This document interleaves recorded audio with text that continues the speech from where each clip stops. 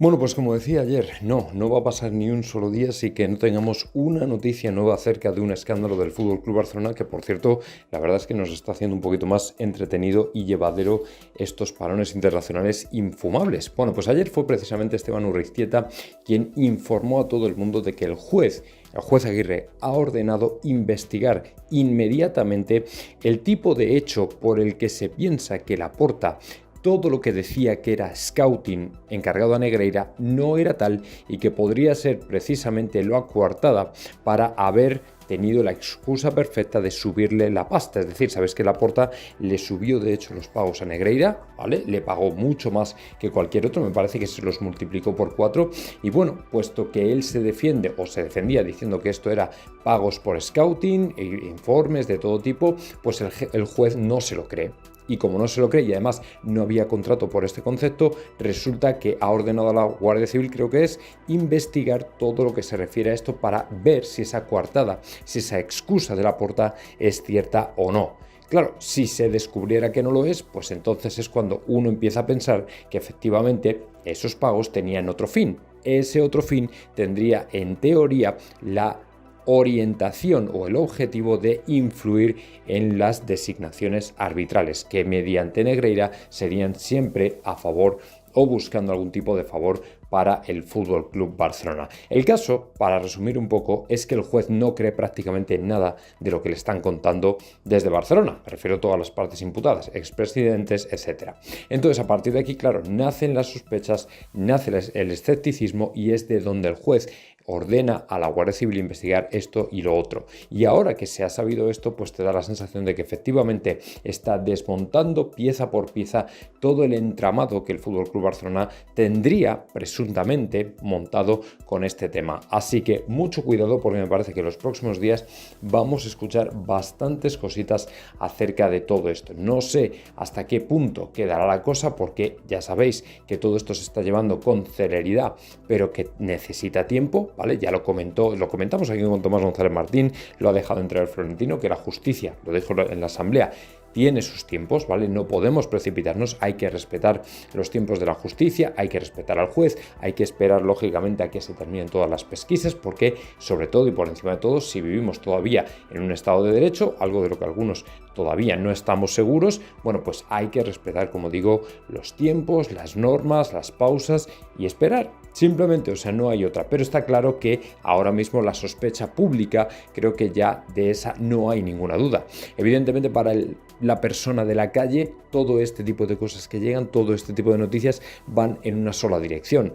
Entonces, bueno, pues vamos a ver el Fútbol Club Barcelona cómo prepara su defensa, porque va a tener un hueso duro de roer, intentar demostrar al juez que lo que se pagaba a Negreira era por informes de scouting, informes técnicos, lo que fuera, y no efectivamente buscando el favor o la influencia, no digo en los árbitros, sino en las designaciones arbitrales. Es decir, no hace falta, es como los periodistas, ¿vale?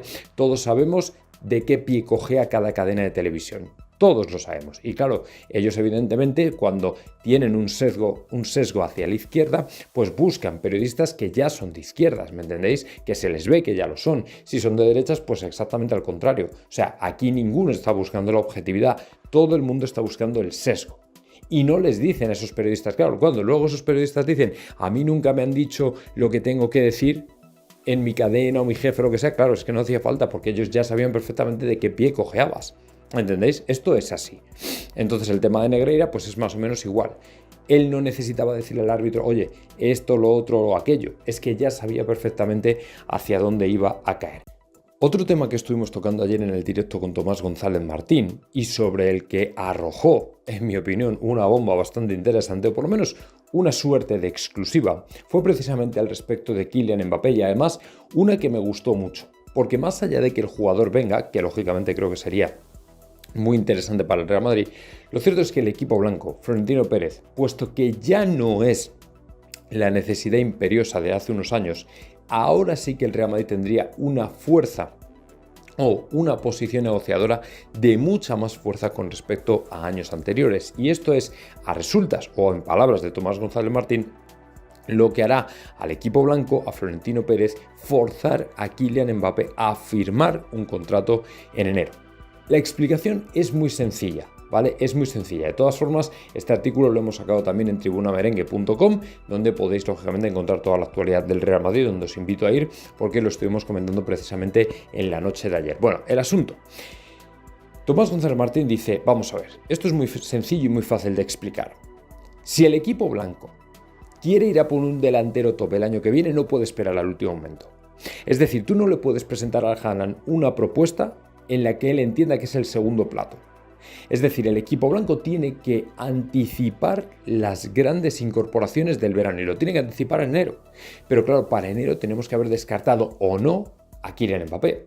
Por tanto, lo que no vamos a hacer es volver a jugar a la ruleta rusa de decirle, venga, un compromiso de palabra para que te vengas al Real Madrid en enero y luego llega julio y te la vuelve a liar. No.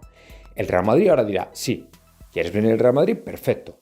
Firma en enero.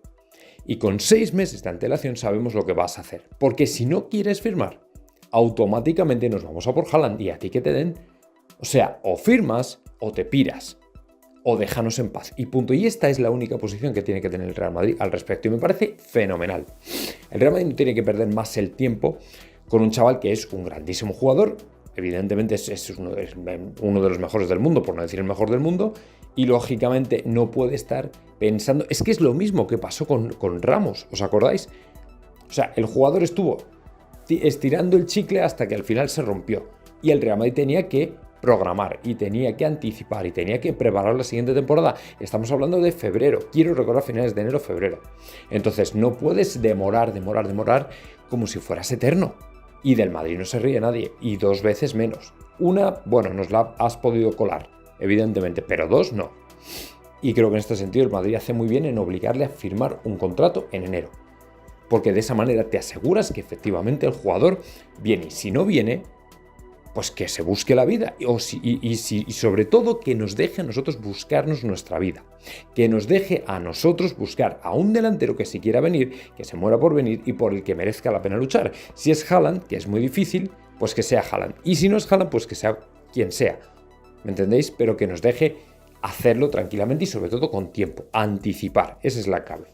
Lo que en un principio se puede interpretar como una mala noticia, teniendo en cuenta que Tebas parece, según Jorge Calabres nos ha señalado y nos ha de hecho determinado que tenemos que jugar el mismo día en el partido de Liga frente a Alavés, el mismo día que se conocerá la sentencia de la Superliga. Bueno, lo primero que tengo que decir es que no sé hasta qué punto esto es una represalia o algo parecido, pero sí que es verdad, como bien apunta el periodista un poquito más adelante en el artículo, que Tebas, por lo visto, planea, por lo menos él dice que es verdad, planea una serie de medidas para desprestigiar la Superliga. Y yo, personalmente, me lo tomo como algo bueno. Como algo bueno. ¿Por qué? Pues porque se teme que efectivamente el tribunal va a fallar a favor de la Superliga. Y además, como comentaba Ramón Álvarez de Mon ayer, Florentino Pérez está dispuesto a empezar sin nadie, ¿vale? Si los clubes ingleses, lo que haga falta, lo que sea, le da absolutamente igual. Y hace bien, porque es que de hecho es lo que tenemos que hacer. Pero en cualquier caso parece que los clubes ingleses siguen metidos en el ajo. El tema y el asunto y lo que se cuece aquí es esencialmente la inquina, la actuación, si realmente es legítima, del presidente de la patronal de la Liga contra el Real Madrid, intentando llevar a cabo medidas que, bueno, pues seguramente sean anunciadas, tipo pancartas, tipo boicots, tipo llamamientos, todo lo que sea desprestigiar al Real Madrid y a la Superliga, principalmente, y una que sí que me parece seria, que es intentando echarnos a todo el resto de equipos de la Liga encima, es decir, haciendo frente común para que vean que el adversario es el Real Madrid, es Florentino Pérez, que es lo peor del mundo. En esencia, una manera de boicotear la competición, o por lo menos de lo que esté en su mano para dar por saco todo lo que pueda. Y eso es lo que a mí personalmente me molesta, ¿vale? Entonces, como digo, es una buena noticia, porque ya se está notando que están dando las últimas bocanadas antes de la tragedia, y que ojalá que llegue pronto ese 21 de diciembre, porque cuando la Superliga tenga el respaldo jurídico, ya no va a haber quien lo pare, y efectivamente esto va a ser un antes y un después en el mundo del fútbol. Más cositas del Fútbol Club Barcelona, porque tal y como comentaban en un programa de deportes, también un programa del Fútbol Club Barcelona, y también comentaba Ramón Álvarez de Mon una vez que supo la noticia, bueno, el Fútbol Club Barcelona busca desesperado a otro inversor. ¿Por qué? Porque efectivamente acaban de asumir, y según contaban por aquí, que el Ibero no va a pagar la pasta que se supone que tenía que pagar. parte de líbero, dejadme que os diga que era otra de esas palancas, ahora podemos decir que ficticias, que supuestamente estaban orientadas a pagar una parte de determinados fichajes o determinados inversiones o lo que fuera, ¿vale? Tampoco vamos a entrar en la parte técnica con todo esto. Y precisamente por ello, porque no lo van a hacer, el FC Barcelona, por lo visto, ahora anda desesperado intentando buscar otro socio que ponga la pasta, ¿vale? El Barça ya asume que el Libero Football Finance AG no pagará los 40 millones que debe por Barça Studios, ¿vale? Ese era el concepto. El fondo alemán compró el 9,8% de acciones del Barça Studios en verano, pero no ha abonado ni un euro, que ahí es donde está la movida, ¿me entendéis? Si esa palanca, si ese dinero no llega, entonces todo lo que Laporta le había contado a Tebas en sus cuentas era falso. Era falso y Tebas debería tomar medidas al respecto. ¿Me entendéis? No se puede mirar para otro lado cuando efectivamente, gracias a esas palancas, a esta venta de Barça Studios, por eso he comentado las inversiones y los fichajes, efectivamente fueron a pagar y destinados a fichajes o a salarios o a lo que fuera, cuando realmente al final ese dinero nunca ha llegado y ahora andan corriendo y con el culo apretado precisamente para encontrar un inversor que no va a aparecer o va a ser muy difícil que aparezca, o precisamente porque el tema del libro fue un montaje, ¿me entendéis? Nunca, y ellos siempre supieron que nunca pondrían la pasta, nunca, ¿me entendéis? Que es todavía peor porque están precisamente engañando. Y si contra esto no toma serias medidas Tebas, entonces se puede determinar que la liga es un auténtico fraude. Y otro que va camino también de convertirse en un auténtico bluff, no voy a decir un fraude porque todavía no hay pruebas para ello, pero ya veremos a ver en el futuro si no las hay, es Al-Khelaifi. Veréis, estamos a 21 de noviembre. A 21 de noviembre, el señor que tanto se jactaba de que iba a renovar a Mbappé, de que habían tenido conversaciones constructivas, de que es un magnífico chaval, de que era alguien genial, de que efectivamente daba gusto negociar con él y toda esta sarta de tonterías que no nos creímos nadie, resulta que todavía no ha sido capaz de renovar al jugador. Bueno, quizá a lo mejor Mbappé haya decidido perdonar determinados bonuses que se le habían prometido, puesto que como es el Paris Saint-Germain, es el equipo de su casa, pues evidentemente prefiere perdonarlo y quedar como un señor. Pero lo cierto es que Al-Khelaifi le va a dejar como un auténtico farol, como un auténtico bocazas, porque tanto anunciar que estaba en conversaciones con él, que con la familia, que todo muy bien, que tal y cual, que parecía que iba a renovar, que sí, que estaban muy seguros porque este es el club de Mbappé y no sé qué, tonterías de estas que, como bien dice Tomás González Martín, en cuanto diga que se va al Real Madrid pasará a ser el enemigo público número uno, todo orquestado por el propio Al-Khelaifi con la afición del PSG, pues se está viendo muy claro, está quedando muy asentado que todo esto no era más que palabrería. Palabrería porque han pasado 3 meses completos desde que se cerró el mercado de verano y no han sido capaces de cerrar a Mbappé. Cierto, Mbappé no vino al Real Madrid, pero cierto es también que tampoco ha renovado con el PSG. Y si no ha renovado con el PSG a estas alturas, dejadme que os diga que esto es como aquella vez la dramática situación de Ramos, la dramática salida de Ramos que empezamos a hablar en septiembre, octubre, todavía lo recuerdo perfectamente, que el jugador no había renovado, que iba a pasar, que no sé qué tal y cual, ¡zas! Y al final acabó saliendo del Real Madrid. Cuando nadie lo hubiera pensado. Bueno, pues esto, esperaos que va camino de ser lo mismo, y Al-Khelaifi va a quedar como un auténtico bocazas. Sabéis que ayer comentamos, yo creo que fuimos de hecho los primeros, después por supuesto del periódico que ha sido quien ha elaborado esa explotación laboral a la que están siendo sometidos los trabajadores del Camp Nou, que por cierto dicho sea de paso, y para establecer un juicio lo más apropiado posible, ¿vale? Hay que decir que no es el FC Barcelona directamente quien les ha contratado, sino que es a través de esta famosa empresa turca quienes están ejecutando las obras del Camp Nou, es decir, que esto es un tema más de imagen para el FC Barcelona que otra cosa, hay que decir las cosas claras como son, ¿vale? El FC Barcelona no está explotando directamente a los trabajadores, es la empresa la que ha contratado la que estaría manteniendo a esos trabajadores en condiciones absolutamente paupérrimas y lamentables. Bien, el asunto es que el periódico ayer anunció que efectivamente habían llevado a cabo una investigación con testimonios, con absolutamente todo, habían hablado con los trabajadores y estos se habían prestado a participar en este pequeño documental, pero eso sí sin mostrar sus caras. Pues bien, ese fragmento ha sido publicado, ese fragmento lo tengo compartido, de hecho en mis redes sociales, lo tengo compartido en Twitter, hablaremos de ello en Tribuna Merengue también por supuesto, y efectivamente, efectivamente, trabajadores que están allí están, según ellos, en condiciones infrahumanas, ¿vale? Están trabajando, yo le he preguntado a Tomás González Martín, están trabajando cerca de 10-12 horas diarias por apenas 1.000 euros al mes. Obviamente, esto es una cosa que, según dice una de las personas que participa en el documental, son o forma parte de una práctica habitual de empresas piratas a las que tienen completamente identificadas, pero que son prácticas habituales por desgracia. Es decir, el FC Barcelona, y yo en cierta parte lo entiendo, intentando buscar gastar lo menos posible, ha ido a contratar a una empresa a la que no conoce nadie, una empresa de construcción turca, que como digo, no conoce a nadie y que lógicamente te va a ofrecer un mejor precio, pero porque ahorra en cosas que no debería ahorrar. Es como si una aerolínea ahorrara en materia de seguridad. O sea, no puede ser. Hay mínimos que no puedes establecer. O sea, cuando una empresa, a ver, el que monta una constructora, evidentemente no está montando, con todos los respetos, una tienda de pan. Entonces, la inversión inicial es muy fuerte y tiene que ser muy fuerte, precisamente porque tienes que cumplir con unos requerimientos y unos estándares que tú y yo no nos podemos permitir. Es decir, si yo sé que tengo que pagarle a un trabajador, por ejemplo, 1.500 euros como mínimo, más luego la seguridad social, se me va a 2.000. 2.000 por cada trabajador. Si tengo que contratar a 10 trabajadores, estamos hablando simplemente de 20.000 euros de gastos al mes. ¿Me entendéis? Entonces, este tipo de empresas se supone que ya tienen que generar lo suficiente como para contratar a trabajadores en determinadas condiciones mínimas. ¿Me entendéis? Y eso es lo que parece que no ha hecho esta empresa turca a la que ha contratado el Barcelona. Que, como dije ayer, el FC Barcelona se está jugando su imagen en esto. Hombre, ya la tiene un poco tocada, dicho sea de paso, pero claro, por ahorrar 4 duros, porque en términos de un club de fútbol son 4 duros, estás metiéndote a negociar con empresas que, cuidado porque puede terminar muy mal. Y lógicamente esto le va a salpicar al Barça, por lo menos a nivel de imagen. Ya no sé si a nivel legal, pero desde luego a nivel de imagen sí.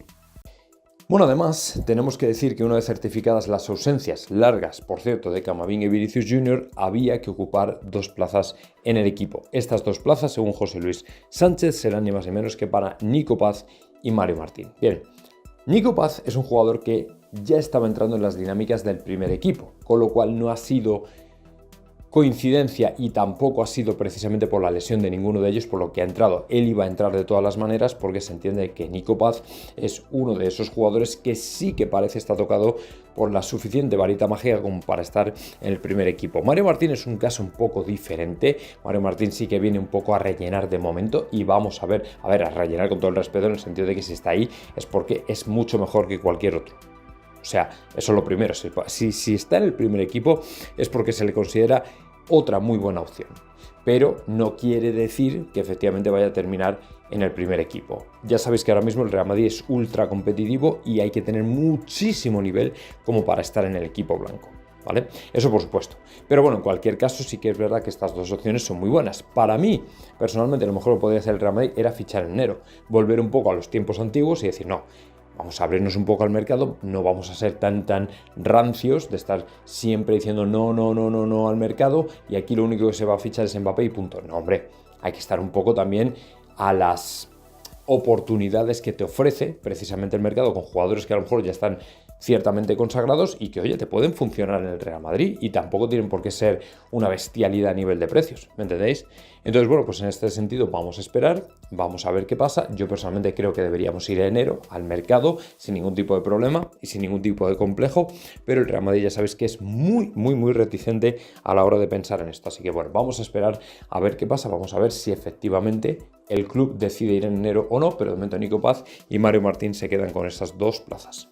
Por cierto que acerca de la renovación o no renovación de Mbappé, la salida o no salida de Mbappé, el fichaje de Mbappé o no por el Real Madrid, ayer en una cuenta del PSG que se dedica un poco a la actualidad del equipo parisino, estaban ya hablando de un jugador o el jugador al que habría elegido el PSG como para sustituir a Kylian Mbappé. Este es Kvaratskhelia, el famoso jugador del Nápoles, que también ha sido vinculado al Real Madrid, pero que casi os diría que por ningún método y por ninguna forma ni por ninguna manera el jugador va a terminar jugando de blanco. Yo lo veo muy complicado. lo veo dificilísimo. Lo primero porque ocupa un lugar donde ya tenemos muchísima población y muchísimo tráfico. Y lo segundo porque De Laurentiis no es un negociador fácil, con lo cual lo veo difícil. Pero bueno, en cualquier caso, teniendo en cuenta que el PSG pertenece a una liga en un contexto general de fútbol que no interesa a prácticamente a nadie, o por lo menos no a la suficiente gente en términos de audiencia como para efectivamente atraer grandes estrellas, es decir, cuando un jugador mira al equipo que le quiere fichar, lo segundo que mira es en qué liga juega, en qué torneo juega, si efectivamente el país es un país de cultura futbolística, porque eso va a repercutir en la longitud de su carrera, ¿me entendéis? Hombre, Kvaratskhelia yo no sé qué ambiciones tiene, pero desde luego para mí ir a sustituir a Mbappé es como de alguna manera clavar el último clavo en tu ataúd futbolístico, porque vas a entrar en una liga que no le importa una mierda a nadie, o sea, absolutamente nadie. La liga francesa, salvo, bueno, gente que esté escribiendo para un diario grande que está subvencionado, pues bueno, te puede valer, lo mandas allí y aunque sea a pérdidas, te da igual, ¿me entendéis? Pero más allá de eso no hay más historia, o sea, la liga francesa es lo que es y si se va Mbappé va a ser incluso menos de lo que es.